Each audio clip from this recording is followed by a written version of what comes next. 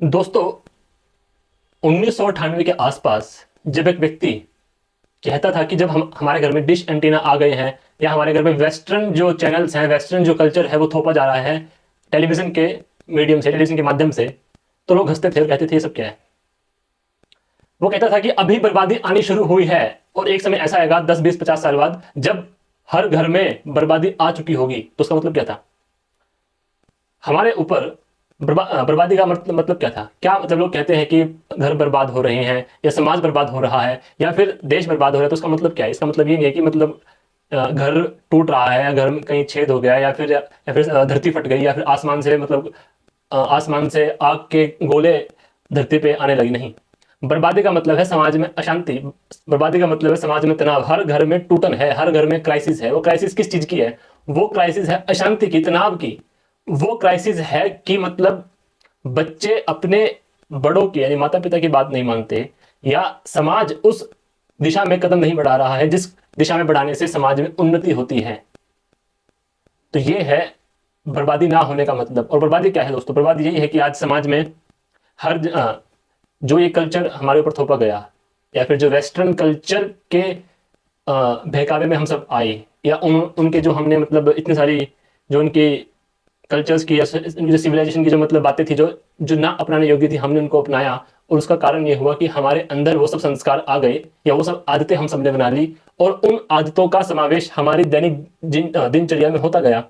और उसी कारण या तो हम पूर्ण रूप उन्हीं की कॉपी बनते जा रहे हैं और अपनी संस्कृति से दूर हटते जा रहे हैं। इसीलिए और क्योंकि हम एक बीच में आके रुक गए हैं, ना तो हम अपनी संस्कृति के पास रहे और ना ही हम पूर्ण रूप से पश्चिमी जो संस्कृति है, जो सभ्यता है, उसको पूर्ण रूप से अपना रहे हैं। हम बीच में आके एक खिचड़ी बन गए, ना हम इधर जा रहे हैं उधर जा रहे हैं। इसका कारण क्या हो रहा है कि समाज में एक खिचड़ी बन गई है, समाज में दुर्दशा है। वो दुर्दशा किस चीज की है? ये बड़ा लॉजिकल तरीके। दुर्दशा है किस चीज की?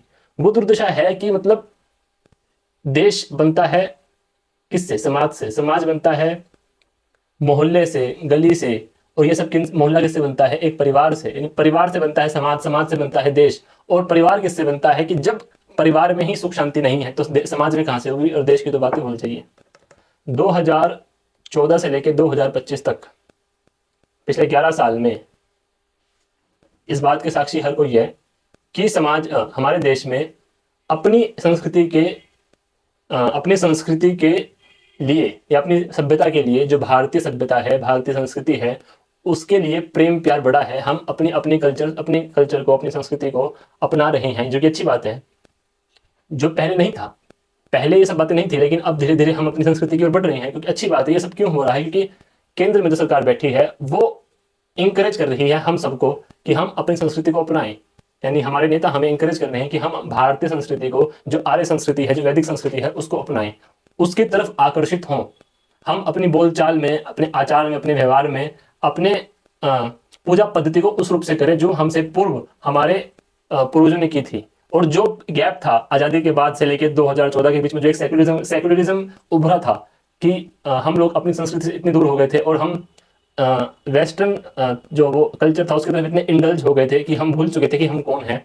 इस चीज को उभारा किसने? इसका हम धन्यवाद देते हैं कि जो ये केंद्र में जो प्रमुख लोग थे जिनके हाथों में देश की सत्ता थी, उनके कारण हम अपनी संस्कृति की ओर बढ़े। इसमें कोई शक की बात नहीं है। लेकिन उन्हीं 11 सालों में, 2014 से लेकर 2000 अभी 25 चल रहा है, सितंबर का महीना, इन्हीं 11 सालों में आपको नहीं लगता कि समाज में अभद्रता, nudity, pornographic content, rape cases जो कि बढ़ी रही हैं, उससे पहले भी थे और अब हर दिन ही बढ़ रही हैं, या डाइवोर्स के केसेस, या हर घर में टूटन, हर घर में बिखराव, घरों में क्राइसिस, अशांति का माहौल नहीं बढ़ रहा? ये दो बातें कॉन्ट्रडिक्ट कर रही हैं एक दूसरे को। एक तरफ तो हमारा समाज वैदिक पद्धति, जिसे हम आज की बोलचाल में हिंदू पद्धति कहते हैं, वैसे दोनों में बहुत जमीन आसमान का अंतर है, हिंदू पद्धति और वैदिक पद्धति में, फिर भी बोलचाल के लिए हम बोल लेते हैं कि एक तरफ तो हमारा समाज हिंदू पद्धति को इतना अपना रहा है, जो जो त्योहार पहले इतने धूमधाम से नहीं बनाए जाते थे वो अब बनाए जा रहे हैं।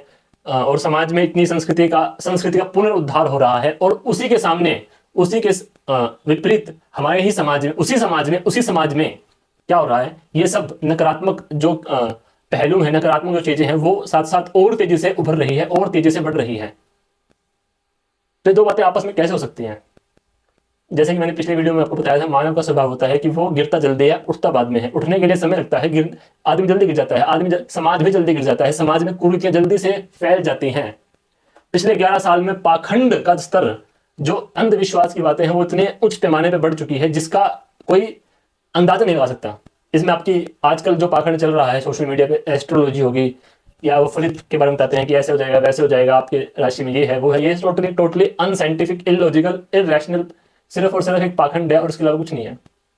वैदिक ज्योतिष वो अलग चीज है, वो प्रिडिक्ट करती है, मौसम के बारे में बताती है, वो ग्रहों के जो उनकी ग्रह की पोजीशंस होती है उनके बारे में बताती है, वो बिल्कुल अलग चीज है। लेकिन जो आज की एस्ट्रोलॉजी है, जो आजकल सोशल मीडिया बहुत चल रही है, यूट्यूब पे उसकी हर वीडियो के बाद ऐड आती है, वो सब टोटली पाखंड है। कितने उच्च पैमाने पर धीरे धीरे समाज में बढ़ रहा है। और इसका फायदा कौन उठा रहा है? इसका फायदा उठा रहे हैं क्रिश्चियंस लोग भी, जो ईसाईयत का प्रचार कर रहे हैं। उनके तो ये बड़े ही फायदे की बात है, क्योंकि उनके धर्म में चमत्कार, ये तो उनकी बाइबल में लिखा है। और क्योंकि हमारे में अंधविश्वास बढ़ रहा है, वो इसी चीज को कॉपी करके अपने में दिखाते हैं। देखो, तुम ऐसे ऐसे पूजते हो, हमारे में भी ऐसे पूजा होती है। अब तो उन्होंने भी अपनी मूर्ति बनानी स्टार्ट कर दी है, तो लोग धीरे धीरे उनकी तरफ बढ़ रहे हैं। नेट पे सर्च करके देख लीजिए कि क्रिश्चियनिटी या ईसाइयत भारत में कितनी जल्दी, कितनी गति से प्रगति कर रही है, कितनी जल्दी से बढ़ रही है। अगर वो किसी साइंटिफिक लॉजिकल पे कन्वर्जन करें तो मैं भी खुद कन्वर्ट हो जाऊं, मैं भी क्रिश्चियन हो जाऊं। बट वो ऐसा नहीं कर रहे, वो लोगों को लालच दे देकर कन्वर्ट कर रहे हैं, फोर्सफुली कन्वर्ट कर रहे हैं।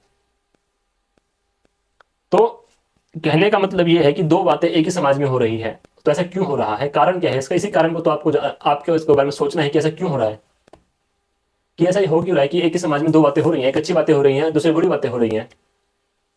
हर घर कारण क्या है इसका? कारण है दोस्तों नियम। एक कारण है लॉज। हमारे समाज में पिछले 11 साल में कुछ भी ऐसा कानून, जब तक कानून नहीं बनता समाज में, तब तक समाज संगठित नहीं हो सकता। या तो समाज में पूर्ण रूप से विद्या आ जाए और हर व्यक्ति समाज का, हर व्यक्ति देश का, जो राष्ट्र में रहता है, वो पूर्ण रूप से मतलब एक अच्छा इंसान, अच्छा मतलब एक गुड मैनर्ड पर्सन बन जाए, मतलब वो स्वयं को नियंत्रित कर सके, मतलब वो एक त्यागी बन जाए। सिंपल सी बात है।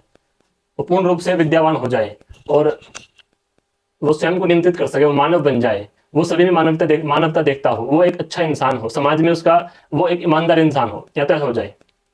या फिर समाज तभी संगठित होता है जब समाज में नियम अच्छे हों, और जब तक नियम अच्छे नहीं होंगे समाज संगठित नहीं हो सकता, समाज प्रगति नहीं कर सकता। मैकाले ने कोई भाषणबाजी से देश की अंग्रेजों ने भाषणबाजी से देश पर राज नहीं किया था, उन्होंने नियम बनाए थे और नियम के आधार पर देश पर राज किया था। हाँ, वो ठीक बात है कि नियम के साथ साथ वो अपने साथ बंदूक भी रखते थे, और जो उस नियम को नहीं मारता था वो मरता था।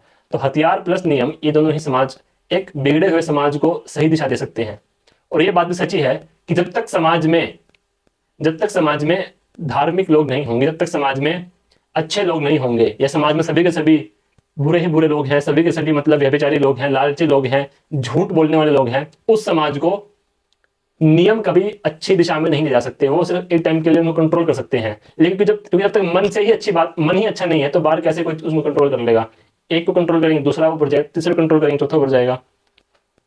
तो जब तक ये सब देश में, जब तक राष्ट्र में नहीं, जब तक ये सब राष्ट्र में ये सब लागू नहीं होगा, तब तक ये बातें चलती रहेंगी और बर्बादी आती रहेगी, और अमानवीय तत्व परिवार में, समाज में और देश में उभरते रहेंगे। और 1998 में ये बात राजेंद्र दीक्षित जी ने कही थी कि भाई जब से DTH केबल, जब से ये केबल हमारे घरों में लगी है, उस टाइम की बात कर रहा हूँ मैं, आज से 25-26 साल पहले की, 27-28 साल पहले की। तो उस टाइम उन्होंने कहा था कि भाई जो हमारे घरों में DTH केबल लगी है, जो हमारे घरों में ये जो केबल ऑपरेटर्स है, तो बच्चे पागल हो रहे हैं, 5-5 घंटे बच्चे टीवी देख रहे हैं। और अभी उनके शब्द हैं, अभी आग सुलगी नहीं है, जिस दिन सुलग जाएगी उस दिन हर घर में बर्बादी होगी।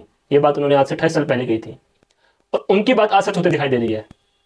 माँ बाप पेरेंट्स खाना खा रहे हैं रेस्टोरेंट में, और उनके बच्चे फोन में लगे पड़े हैं, बिल्कुल पागलों की तरह घुसे पड़े हैं। बच्चे बिल्कुल फोन में इस तरह घुसे पड़े हैं, मतलब उन्हें पता नहीं दुनिया में क्या हो रहा है। और यह साइंटिफिक बात है कि जो बच्चा अपने उम्र के 5 साल में, जो पहले 5 साल में जो उसका अभ्यास होता है, जो वो करता है, या जिसको देख के वो करता है, पूरे जीवन में वैसा ही रहता है। तो हम अपने समाज में एक जोकरों की फौज बना रहे हैं।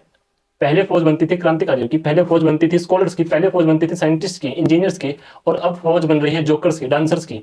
ये लोग समाज को कहाँ, किस दिशा में ले जाएंगे? ये लोग दिशा में ले जाएंगे बर्बादी की तरफ। वो बर्बादी का मतलब यही है कि किसी को किसी से कोई मतलब नहीं है, कोई भी आया हमको लूट के चला गया, कोई भी विदेशी कंपनी आई वो हम सबको, वो उसने किसी को रिश्वत दी और उसने अपने प्रोडक्ट्स हमारे बाजार में डाल दिए, और हमारा जो उनको कॉम्पीट कर सकते थे, हमारे लोग, हमारे बिजनेसमैन, उन्होंने उनको बाजार से आउट कर दिया, पूर्ण मोनोपोली क्रिएट कर दी, और हमसे पैसे ले गए, बाहर चले गए, बाहर मतलब अपने देश में चले गए, फिर वो वापस से हमारे ऊपर कंडीशनैलिटी थोपते हैं, और ये चक्र, ये विशेष साइकिल चलती रहती, चलती रहती, चलती रहती, चलती ही रहेगी, चलती ही रहेगी। यही बर्बादी है दोस्तों। और बर्बादी को ऐसा नहीं है कि धरती से आसमान, धरती फट गई, आसमान से कुछ बिजली कड़क गई, या फिर पूरा पूरा देश समुद्र में समा गया, ऐसा कुछ नहीं है। बर्बादी का यही बर्बादी है, दुख तनाव, यही बर्बादी है, जो हर घर में अभी आग लग चुकी है। पहले तो सुलग रही थी, अब लग चुकी है, बर्बादी हो रही है हर दिशा में। डाइवोर्स केस कितने बढ़ गए हैं आप जानते हैं, ह्यूमन हरेसमेंट केसेस कितने बढ़ रहे हैं आप सब जानते हैं, टॉर्चर के केस कितने बढ़ रहे हैं आप जानते हैं। हर तीसरे चौथे दिन किसी न किसी महिला का रेप पूरे देश को हिला कर देता है, और वो तो वो है जो रिपोर्ट होते हैं, जो नजर में आ जाते हैं, जो अनरिपोर्टेड केसेस कितने होंगे ये आप भी जानते हैं, मैं भी जानता हूँ। तो ये होता रहेगा, ये बदलेगा नहीं जब तक कि अच्छे कानून देश में नहीं होंगे। अच्छे कानून तब होंगे जब हम नेताओं पर प्रेशर बनाएंगे, और वो प्रेशर कब बनेगा, जब हमारे पास पावर होगी, जब आपके पास, मेरे पास पावर होगी कि हम उस नेता को बाहर निकाल दें जो काम करने लायक नहीं है, जो निकम्मा हो चुका है। मतलब हमारे पास एक पावर हो कि अगर कोई नेता उसके 5 साल पूरे हो ना हो, लेकिन वो काम नहीं कर रहा, चुने जाने के 6ठे महीने में हम उसको दफा कर दें, उसकी कुर्सी से उसको निकाल दें। जिस दिन ही हमारे हाथ में पावर हो जाएगी, उस दिन ये नेता तो भाग भाग के काम करेंगे, और जिस गति से काम करेंगे आप भी देख के हैरान कर जाएंगे कि काम कर कैसे रहे हैं जो पहले नहीं कर पाते थे। या तो नेता वो चुने जाएं जो पूर्ण रूप से आइडियल पर्सन हो, कृष्ण के टाइप के, श्री राम के टाइप के, जो कि इम्पॉसिबल आज के टाइम में। और वो अगर एक आधा होगा भी, वो उस बेचारे को आने नहीं देंगे, या तो मार देंगे, जैसे कि लाल बहादुर शास्त्री, उनको मार दिया गया था। तो यही है दोस्तों कि हमें एक पावर के हमें मूवमेंट चलाना है कि हम उस अपने राइट्स को, या अपने राइट के लिए लड़े, मतलब हम उस पावर को लेने के लिए लड़ें, या हम नेताओं पर प्रेशर बनाएं कि वो इस कानून को लागू करें, जिससे कि हमारे पास शक्ति आए कि हम उनको नियंत्रित कर सके, ताकि समाज में अच्छे नियम बने। अच्छे नियम बनेंगे तो जो बर्बादी आ रही है वो थोड़ी बहुत तो कम होगी, या जितनी हो रही है उससे तो कम होगी। धन्यवाद।